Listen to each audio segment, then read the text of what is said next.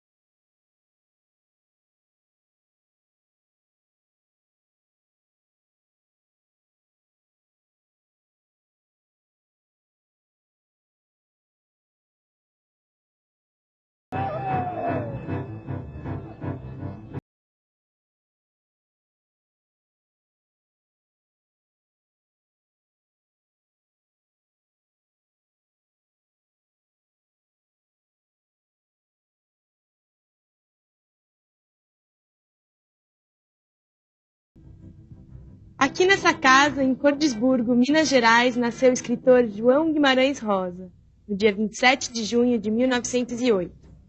Joãozito, como era apelidado, foi o primeiro filho do casal, seguido por mais 5 irmãos. Ele era filho de Flodoardo Pinto Rosa, comerciante que tinha uma vendinha aqui ao lado, e Dona Francisca Guimarães Rosa, a Dona Chiquitinha. É hoje, sexta-feira, grande festa no Vista Alegre Caldo de Clube de Cordisburgo, a partir das 20 horas. Muito caldo de milho,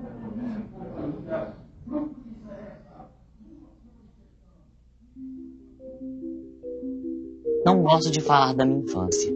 É um tempo de coisas boas, mas sempre com pessoas grandes incomodando a gente, intervindo, comentando, estragando os prazeres.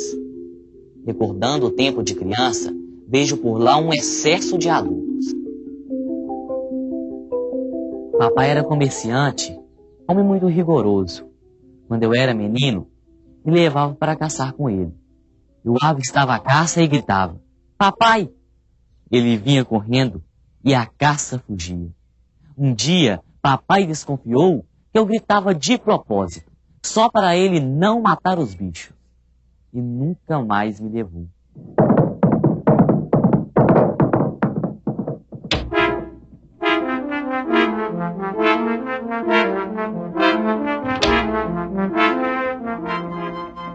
Tempo bom de verdade só começou com a conquista de alguns isolamentos, da segurança de poder me fechar-me no quarto, trancar a porta, deitar no chão e imaginar histórias, poemas, romances, botando todo mundo conhecido como personagem. Nesta casa, Joãozito passou a sua infância. Com apenas 6 anos, ele já lia em francês e logo depois aprendeu holandês. Em 1918, seu avô e padrinho Luiz Guimarães o levou para Belo Horizonte para continuar os estudos.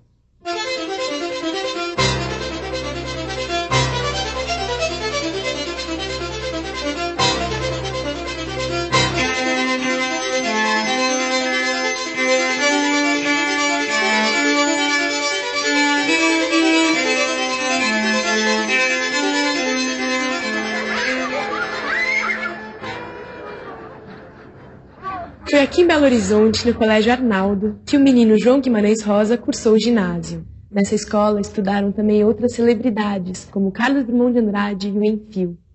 Era um colégio de origem alemã, e logo, João Zito aprendeu este idioma. Nessa fase da vida, ele frequentava muitas bibliotecas da cidade, dando continuidade ao seu hábito pela leitura e aumentando ainda mais a sua paixão por línguas.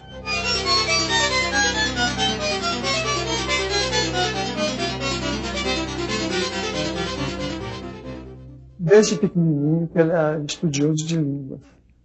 Quando ele estudava medicina, aqueles colegas que podiam importavam livros da Alemanha, da França, da Inglaterra, livros de medicina. Então ele era chamado para estudar com os colegas, porque ele lia, ele traduzia para os colegas e lia para que eles pudessem estudar. Guimarães Rosa forma-se em 1930 e casa com Lígia Cabral Pena, que tinha 16 anos. As suas famílias eram amigas e vizinhas. Ele resolve exercer a medicina sem concorrência e por isso muda para Itaguara, no interior de Minas Gerais. Ele foi fazer a interiorização da medicina numa época em que não se conhecia esta palavra, interiorização. Ele escolheu no mapa um lugar em Minas onde não houvesse médicos e foi o pioneiro. Eu tenho muito orgulho dessa fase da vida do meu pai, porque eu nasci ali, na roça, no interior, no lugar onde ele foi o primeiro médico. Era respeitado como o famoso Dr. Rosa.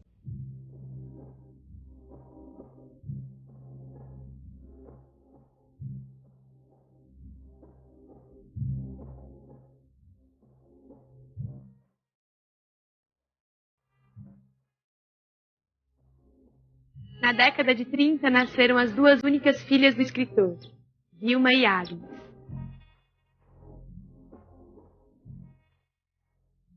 Quando eu nasci, ele foi que fez o parto da minha mãe. Emocionante. Minha mãe gostava muito de relembrar isso.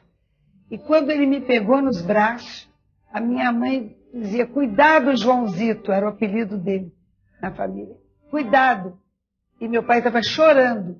Tanto que eu costumo dizer que meu primeiro banho foram as lágrimas de alegria, de felicidade do meu pai.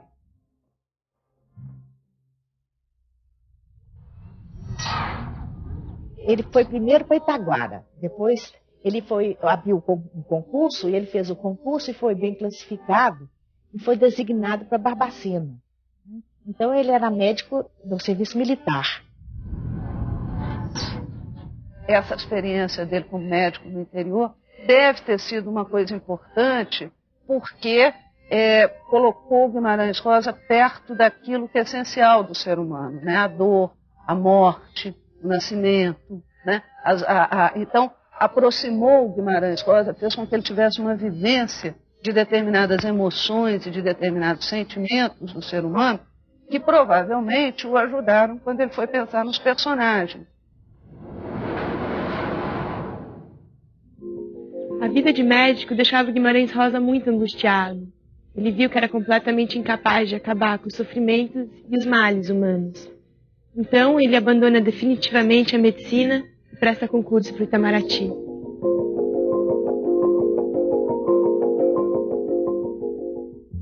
E aqui nesse prédio, ele iniciou uma carreira brilhante na diplomacia, que lhe proporcionou muitas viagens ao exterior. Em 1938, Guimarães Rosa é nomeado cônsul adjunto em Hamburgo e segue pela primeira vez para a Europa. Lá conhece Aracide Carvalho, que viria a ser a sua segunda mulher. Logo no início da carreira, ele esteve no consulado em Hamburgo, na época da guerra, e esse período é interessante. Ele e a mulher ajudaram muitos judeus a saírem da Alemanha naquela época, tanto que ele foi homenageado por Israel recentemente.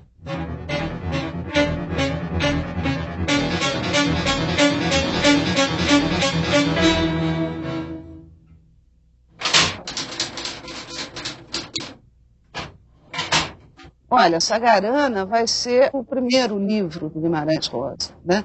É onde ele vira Guimarães Rosa. Sagarana tem grandes contos, tem histórias interessantes. Sagarana é Cordesburgo puro, sabe? É um Cordesburgo bonito.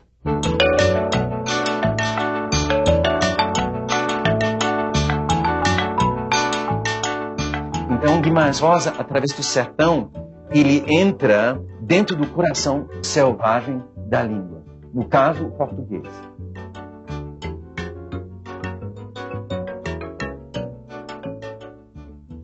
Pois foi na laje do tabuleiro onde tem os coxos. A gente dando sal com quina, por causa que por perto, lá estava começando a aparecer peste.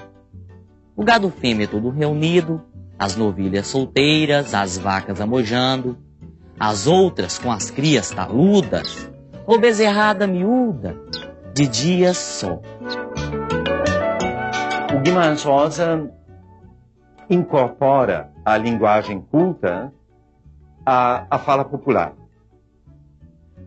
O outro recurso técnico é que Guimarães Rosa desenvolve a sensação para a língua como algo que está ainda se construindo, algo que não está pronto.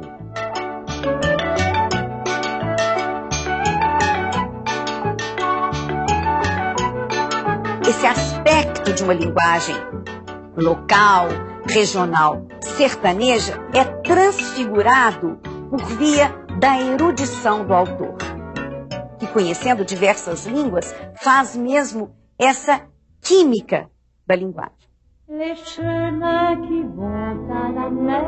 De 1948 a 1950, Rosa encontra-se em Paris, como primeiro secretário e conselheiro da embaixada, respectivamente. Depois de Paris, ele não quis mais sair como diplomata. Parece que ele estava adivinhando que ia viver pouco tempo, mas a vida dele queria aproveitar escrevendo. Guimarães Rosa faz uma excursão por estas terras, anotando informações sobre a flora, a fauna, a gente sertaneja, seus usos, costumes, crenças, linguagens, superstições e canções.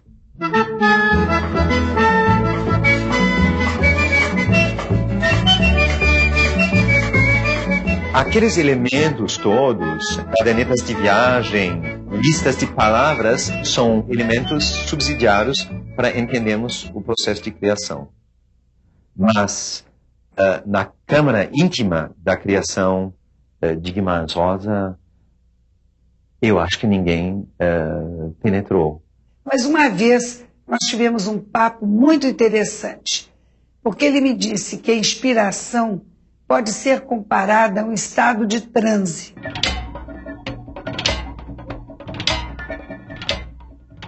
A segunda obra, em 1956, 10 anos depois, foi Corpo de Baile. Depois, esta obra foi desmembrada em 3. Miguelim e Manuelzão, no Urubu, Quaquá, no Pinhém e Norte do Sertão. Corpo de Baile e Grande Sertão se publicam em 56.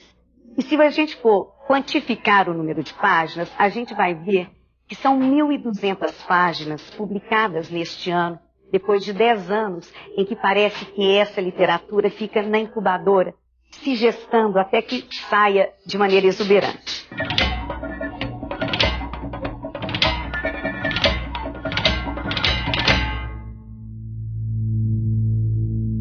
Não, nada. Tiros que o senhor ouviu foram de briga de homem, não. Deus esteja. Alvejei mira em árvores no quintal, debaixo do córrego, por meu acerto. Para o Grande Sertão existem 2 tipos de leitor. Quem nunca o leu e quem não conseguiu ler só uma vez. Não é? Então, de fato, mas aquele início de recepção foi um início problemático. Porque a linguagem, ela causa aquele estranhamento inicial, ela é explorada até os seus primórdios, né? Mas é uma linguagem tão forte que ela começa a calar muito fundo em quem lê o Grande Sertão. Daí vieram me chamar. Causa de um bezerro branco, erroso, os olhos de nem ser se viu, e com máscara de cachorro. Me disseram, Eu não quis avistar. Mesmo que por defeito, como nasceu, arrebitado de beiços, esse figurava rindo feito pessoa. Cara de gente, cara de cão. Determinaram. Era o demo. Se você lê o Grande Sertão em voz alta, tem horas, por exemplo, na batalha, que o ritmo acelera, né? Depois tem horas que você vai lendo, parece um carro de boi mesmo, o ritmo é lento. Então, o Tom Jobim dizia que tinham vários ritmos e que era legal na hora que você lia em voz alta, porque você percebia os sons do livro, né?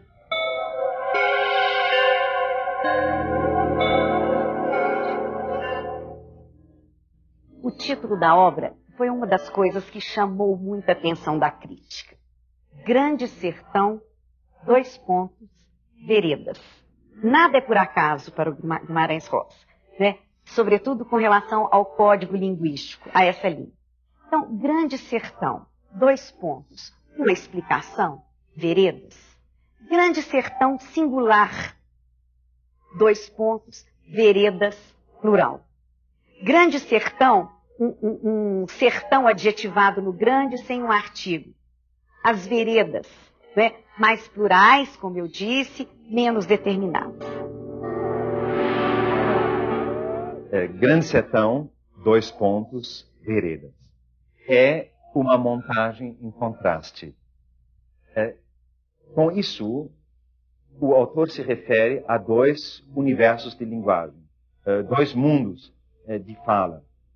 De um lado, o grande discurso, a grande eloquência, a norma culta. Do outro lado, as veredas, a fala humilde das pessoas que moram no sertão.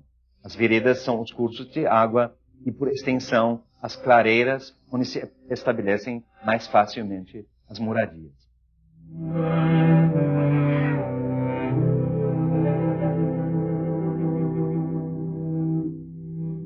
É muito interessante esse título, porque ele vai dizer, de fato, em termos geográficos, de um grande sertão que é percorrido desde o sul da Bahia, atravessando as Minas Gerais até Goiás, como vai dizer também de um sertão interior, talvez, né?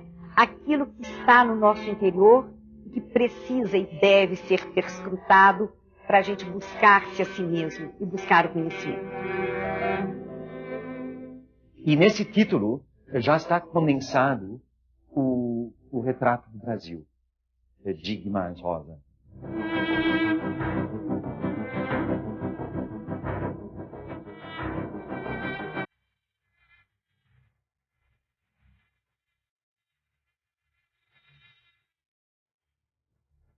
Eu vou dizer para você que o Grande Sertão dá para a gente, ele tem veredas, então você pode fazer múltiplas leituras do Grande Sertão.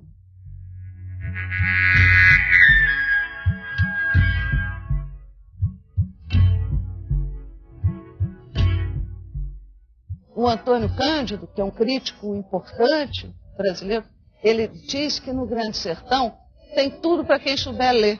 Então, se você quiser, por exemplo, você lê o Grande Sertão procurando como é que é a vegetação do sertão, a botânica, né? Então você vai encontrar lá as plantas, os passarinhos. O historiador vai encontrar a marca do seu ofício. O botânico vai encontrar, o ecologista vai encontrar, o sociólogo vai encontrar, né? O filósofo vai encontrar. O Tom Jobim foi lá e ouviu música no livro, né? Ele botou o livro no ouvido igual Concha do Mar e ouviu música. Resumir Grande Sertão Veredas é muito difícil. Se trata de um monólogo, de um longo e denso monólogo de Riobaldo, o jagunço, que ao narrar sua história já é um ex-jagunço. No meio da história da jagunçagem, das lutas entre os jagunços, existe a história de amor, a história dos amores de Riobaldo, do amor proibido, que é o amor por Diadorim, que também é um jagunço, então a história de jagunço e o tema de amor se misturam nesse momento. Tornando essa história linear, é a história de Riobaldo do início ao fim, Riobaldo menino, a Riobaldo revisando a sua vida, procurando, buscando o sentido de sua vida.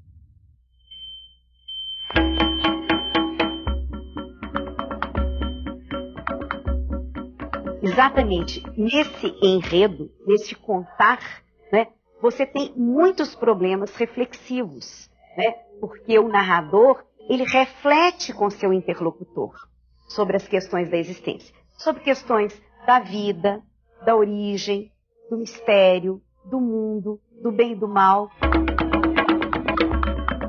E fala ainda do problema do pacto demoníaco. O herói, narrador, Teobaldo, teria feito um pacto para ombrar com o inimigo e conseguir vencer.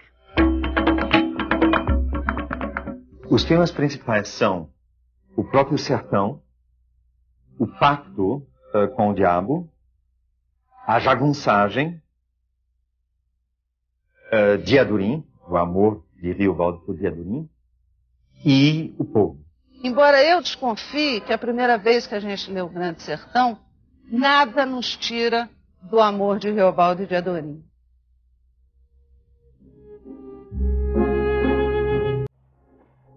Assim estava, de sua gola baixada, com um chapéu de couro, e se ria para mim.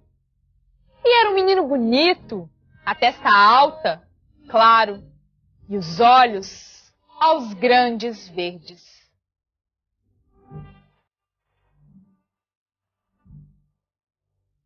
Diadorim representa o amor impossível. Diadorim é o presente da narrativa, é o presente do Riobaldo. Nem é o passado, como em Orinhá, nem é o futuro, como Otacília, mas ele é o momento presente, a própria travessia.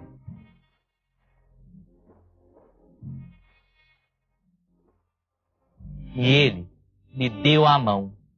E o que a mão diz, é oculto. Às vezes pode ser o mais adivinhado em conteúdo. Isso também. E ele, como sorriu. Digo ao Senhor, até hoje para mim está sorrindo.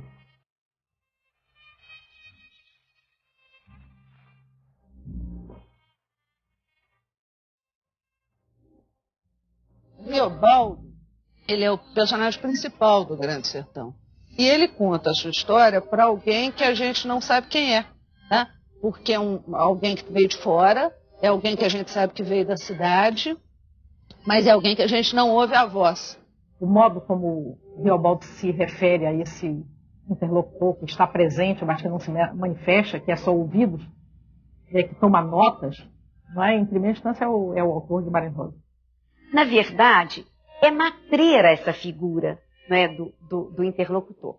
Esse interlocutor pode ser o leitor do livro, pode ser uma outra pessoa que está ali tentando dar para Riobaldo algum caminho, algum encaminhamento em relação aos conflitos de si mesmo que ele vai colocando para o interlocutor, né? Mas, em termos referenciais, é alguém que chegou. O senhor não duvide. Tem gente nesse aborrecido mundo que mata só para ver alguém fazer careta. E aí está o desafio de Guimarães Rosa para a classe culta brasileira, que se acha tão acima do universo da cultura popular, né? Que é tolerado como uma coisa interessante, mas não realmente admitido, né? Esta postura é radicalmente questionada pela introdução desse interlocutor a quem Guimarães Rosa ensina a ouvir. Em meio a outros nossos padecimentos, os homens tramavam zuretados de fome. Caça não achávamos, até que tombaram a bala um macaco vultoso. Destrincharam, quartearam e estavam comendo. Provei, Diadorim não chegou a provar, porquanto eu juro ao Senhor. Enquanto estavam ainda mais assando e manducando, se soube, o corpudo não era bugio, não achava um rabo, era homem humano, morador, um chamado José dos Alves. Se lhe perguntam se ele é o revolucionário da palavra, ele diz não. Se tem que me colocar com relação à palavra, digam que eu sou um reacionário da palavra, porque eu quero buscar lá no seu primitivismo, naquele momento inicial onde a linguagem mal se descolou da coisa e ainda guarda com a coisa uma relação mais próxima.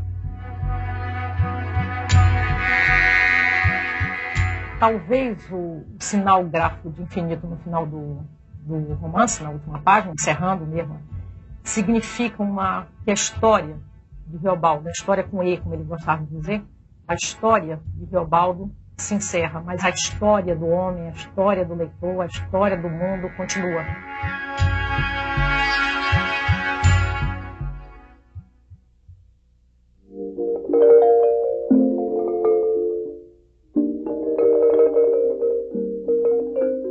Ele era um homem de gabinete, era biblioteca.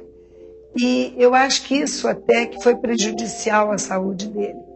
Porque ele passava mais horas sentado e não fazia ginástica e fumava muito.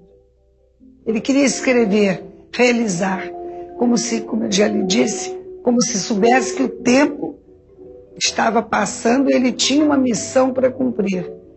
Ele precisava escrever cada vez mais.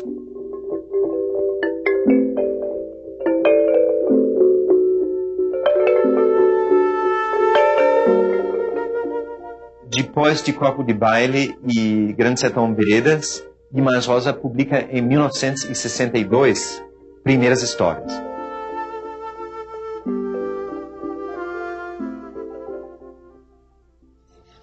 Vós, mercê, agora me faça a boa obra de querer me ensinar.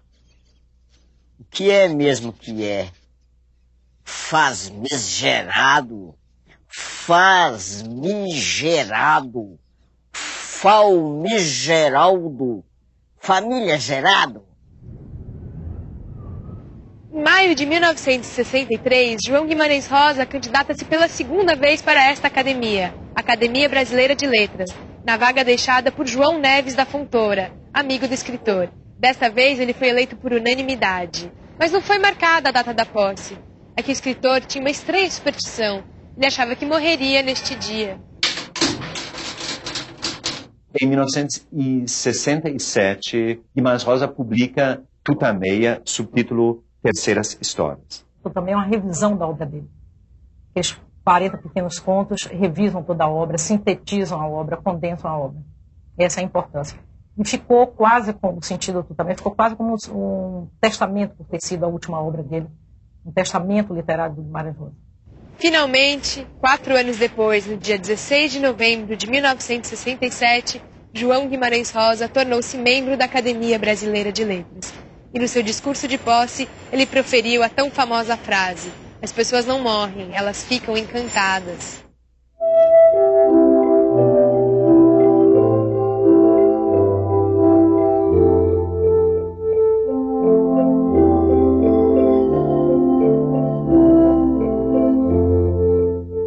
Três dias depois de sua posse na Academia Brasileira de Letras, na noite de 19 de novembro de 1967, João Guimarães Rosa morria aqui em sua residência em Copacabana.